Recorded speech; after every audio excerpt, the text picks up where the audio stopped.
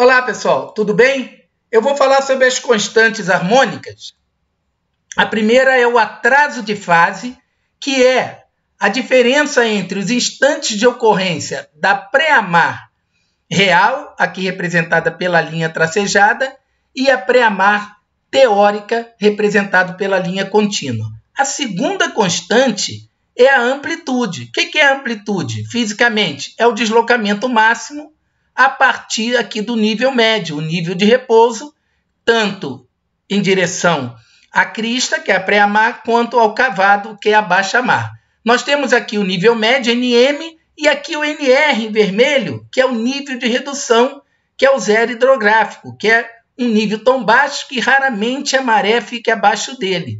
Então, a amplitude da maré, e agora a gente se refere ao sinal total da maré, como está representado aqui em cima, é a diferença entre o valor da pré-amar e da baixa-mar. E essa amplitude máxima de um local é o dobro desse parâmetro, ó, Z0, que é a cota vertical do nível médio ao nível de redução. Esse parâmetro Z0 é o que se encontra nas fichas de descrição da estação maregráfica, lá no site do Centro de Hidrografia da Marinha. Então, a gente na Marinha diferencia, de acordo com o Franco 2009, né, que tem um livro de análise e previsão da maré, a gente usa o termo amplitude da maré como tradução do range, sendo a cota pré-amar menos baixa-mar. O sinal total ele tem amplitude pré-amar menos baixa-mar. Como a gente fala de amplitude térmica num dia, é a diferença entre a temperatura máxima e mínima. E isso é diferente da amplitude do harmônico H, que é metade desse valor, para cada constante harmônica. Então, quando a gente faz análise harmônica, o sinal do maregrama é decomposto na soma de várias ondas, em que cada onda dessa é uma componente harmônica que tem as suas constantes H e G.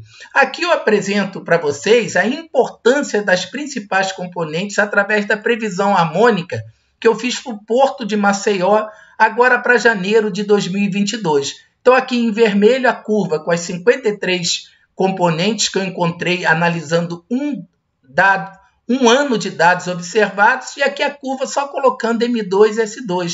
Vejam que quando eu coloco só M2 e S2, as cisígias são reproduzidas, cisígias de quadratura, porque é isso que M2 e S2 reproduzem, mas essas duas cisígias, que na curva vermelha você vê que elas têm amplitudes diferentes, na curva azul as amplitudes estão exatamente iguais, tá? Então, quando eu coloco só M2 e S2, as amplitudes são moduladas apenas pelas posições relativas Terra, Lua, Sol. Então, a componente IM2 ela é a principal componente semidiurna. E a gente pode dizer que todas as outras são correções à maré parcial M2. Olha, para vocês verem, aqui eu coloco uma previsão considerando as 53 componentes, mas fiz a previsão sem M2 e S2. Olha aqui, o que deu a previsão? Essa curva azul. Você não reproduz cisígia e quadratura e o sinal é muito fraco. Então, as componentes M2 representam, respectivamente, uma Lua e um Sol fictícios que descrevem uma trajetória circular em torno da Terra sobre o plano do Equador, isto é, com declinação igual a zero, a declinação da Lua e do Sol iguais a zero. E elas têm um significado forte, porque elas representam as forças médias. É quando você vê nos livros ali que a força solar é 0,46 ou 46,6% da força lunar, isso é obtido com a distância média Terra-Lua e Terra-Sol, e com as massas da Terra e as massas da Lua. Então, quando nós vamos incluindo as outras componentes, nós vamos fazendo correções a esse fato. Por quê? Aqui a gente está considerando a distância invariável e está considerando também a declinação da Lua igual a zero. Então, agora eu coloco aqui a componente N2, que é lunar elíptica maior. É a principal componente semidiurna que vai simular as variações de distância. E olha o que acontece agora.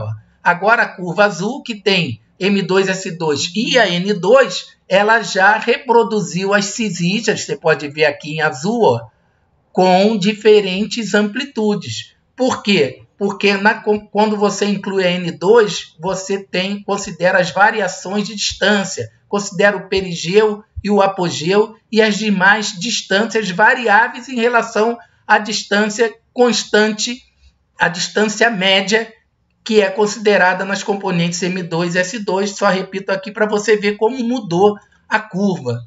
Tá ok? E agora eu coloquei os efeitos da declinação, que é a componente K2 lunisolar declinacional.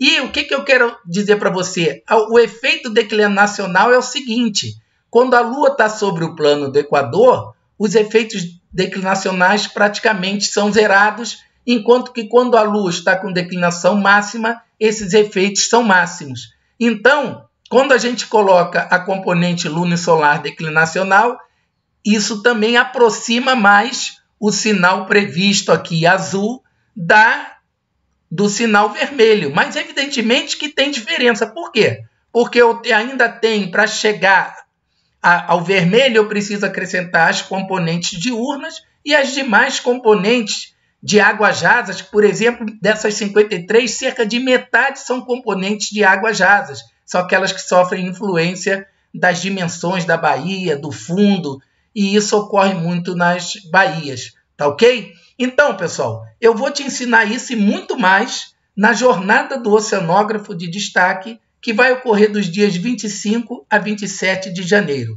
Vai lá no link da minha bio e faz a inscrição na jornada e também passa para outros profissionais e outros estudantes e outros colegas essa jornada para que você possa aprender mais e desmistificar a oceanografia física. Te encontro lá.